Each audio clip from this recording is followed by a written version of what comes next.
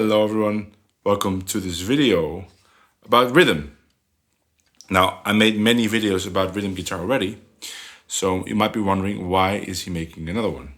And that's because when I was in the US giving lots of workshops and also some private lessons, I discovered a thing about rhythm. Of course, I already knew it, but it became more clear to me that with a lot of people, the problem they have getting good rhythm sound is not so much the technical part. I mean, that's easily explained. And if you want to know more about the technique of playing rhythm, I will link a video under this in the description of this video, which will lead you to more videos explaining all the technique you have to know in detail.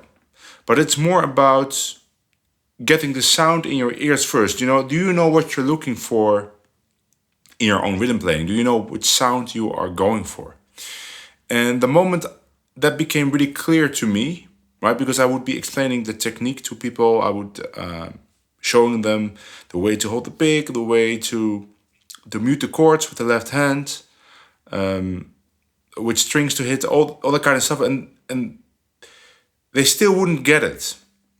And it didn't matter how much more I went into detail about the technique, they still wouldn't produce the sound. So the moment I realized that, I made a big part of rhythm lessons talking about the sound. And I found this little trick that seems to work for a lot of people that have been struggling with getting a good rhythm sound. And I just want to share with you that little trick. And who knows, maybe if you're one of those people that are struggling with getting a good rhythm sound, this might do it for you. Of course, this won't help you with getting the right voicings or getting steady. That's all things you gotta practice separately, preferably with a metronome, the steadiness. But this will help you get the right sound. So let's get back to the neck and I'll show you what I mean. So the principle of the right sound, or the sound we're looking for, is what I call a growly sound, right? So that is achieved by mainly hitting with the pick the low strings as much as possible and having everything very short. So we get to the concept of half muting. You can watch one of my other videos, but really quickly, it's like we want to not press everything down, but just very lightly every time we hit the strings, and we want to release it immediately, so we get a short sound. So the only technical thing for this video is, first of all, we want to hit the low strings. So I'm talking about the lowest 3 strings, 3 to 4 strings, even if we're not fretting a note there. Right? Even we're playing like F minor 6, and we play, so we don't play on the low E string, but we play on the middle strings, and we play 5, 5, 6, 5, 6. Even then we want to hit this low E string, muted. We're muted with a thumb or with the first finger, just to get the resonance of the low string. So we want to hit the lowest 4 strings, whether they are fretted, yes or no. And we want to make all the chords short. So we're gonna let go immediately after we release the chord. So this is easy to get, and most people get this. The problem starts making the difference between the first and the second beat, right? Or the first and the third, and the second and the fourth, because the first and third beat sound differently from the second and fourth beat. And now we get to this whole thing about, like the up motion and hitting more strings. But here's a quicker and easier way, a kind of trick, as you will. The thing is, we don't want the difference to be that dramatic. We do want to be their difference, but we still, I would describe it as having the same sound on every beat, just with some extra stuff on top of it on beat 2 and 4. But first, what we should do first, and that's something that I've never said before, first we want to get the same sound on every beat. So that is more or less the trick. Well, there's more to it, but that's the start. So let's say we're playing D7, or we play, I like to play 5, 5, 4, 5. Right? There's a note on the B string, but I'm focusing on the low strings. And we're gonna just play D7, and we're gonna make every beat sound the same, which means we're gonna hit the lowest 4 strings, and we're going to make all the chords very short. So now it's going to sound like this. And of course at home do it with metronome, like 1, 2, 3, 4.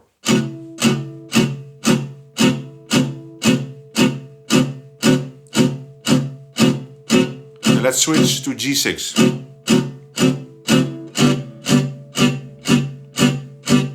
So now I'm playing 3, 5, 5, 4. So let's switch between D7 and G6.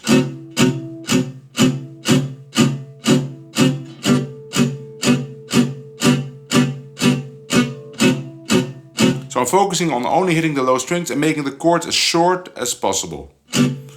And half muted, so we don't press all the strings down, like half down. So the next exercise, once you get that down, it's not that difficult, because you just want to have the same short, half muted sound, low sound, growly sound on every beat. So then you pick a song. Let's say we pick minor string, right? So we're gonna play the one chorus of minor string like this. 1, 2, 3, 4.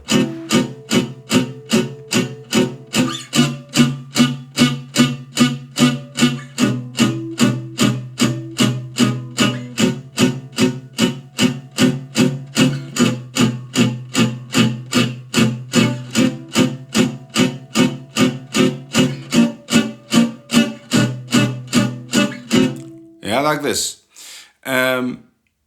So now once we got that down, you can record yourself. Does it sound the same? Now what we want to do is we don't want to change the second and fourth beat. We want to just add a little sound by just hitting more strings. But we still want to hear this as the basis. But now for the second and fourth strings, we're going to do the same exact motion. We're going to just hit 1 or 2 more strings. That's all. We're not going to make an accent or play the chord longer. We're just going to do the same thing. So to make it clear, I'm just going to play D7 or A minor 6. Let's say A minor 6. And so that's only actually 3 strings. That's 5, mute, 4, 5. But I'm still going to hit, of course, the muted D string, A string. I'm going to play 2 bars of the same sound, and then 2 bars where I slightly change beat second, the second and fourth beat by adding a little bit more, you could say more sweep, but the basic sound, the motion stays the same, just a little more sweep. So here we go, 1, 2, 3, 4.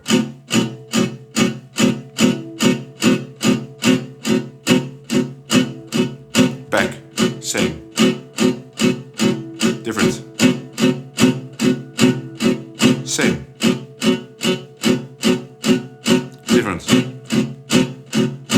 Do you hear that? It's a very small change, subtle change, but pretty important change. That makes it swing. So now let's do that with minor string. So I'm gonna play 2 bars of only that 1 and 3 sound, but on every beat, and then 2 bars of adding a little bit more sweep to beats 2 and 4. 1, 2, 3, 4.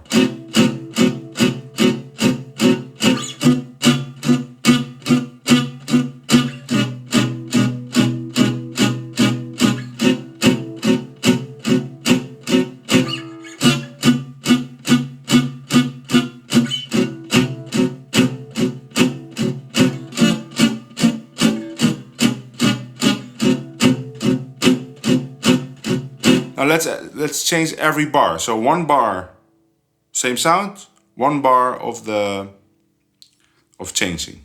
1, 2, 3, 4.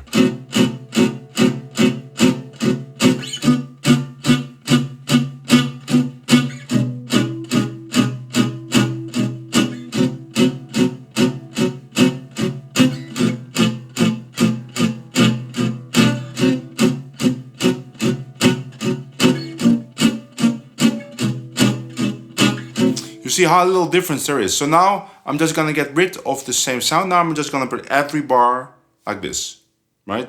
We're gonna play every beat the same, but on beat 2 and 4, I just add a little bit more sweep. 1, 2, 3, 4.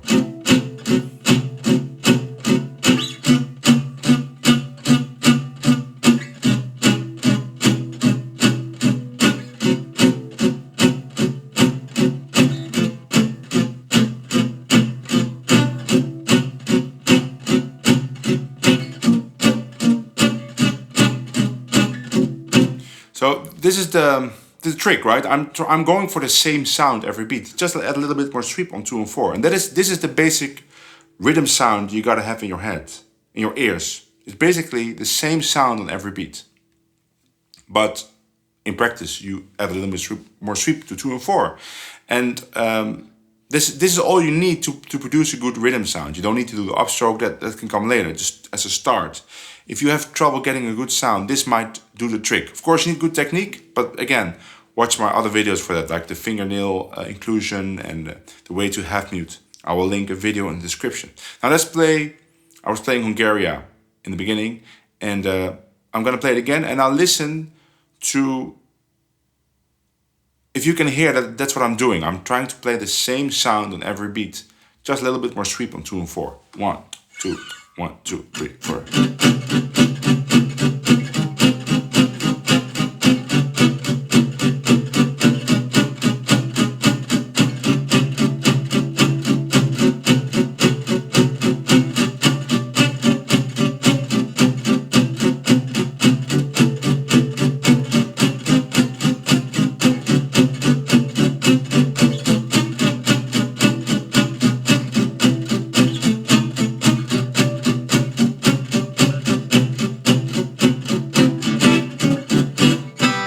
So you could tell that I was thinking this.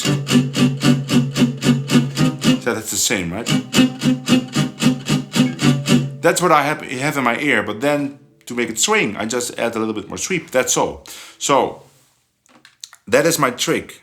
If you don't have the good sound yet, just take a song, and start playing it with every beat sounding the same. And then once you get the hang of that, once you got that sound, that growly sound in your ears, add a little bit more sweep, and this might work for you. And if it does work, then you will discover that it's actually pretty easy to play rhythm. I mean, of course, there's much more stuff you can do, more complicated inversions and embellishments, but you don't need all of that. You could play rhythm like this and be completely functional. In fact, this is the exact way that Stochelo plays rhythm for the lessons for the Roseburg Academy, right? Because he first records himself playing rhythm, and then he plays a solo on top of it. And the way he plays rhythm in the Roseburg Academy is exactly like this. Very soft, very unassuming, not a lot of fancy stuff, but it is swinging. Okay, I hope this helps for some of you, or maybe even for all of you. And I will see you all in the next video. And of course, subscribe to my channel and check out the various resources you will find in the description. Bye!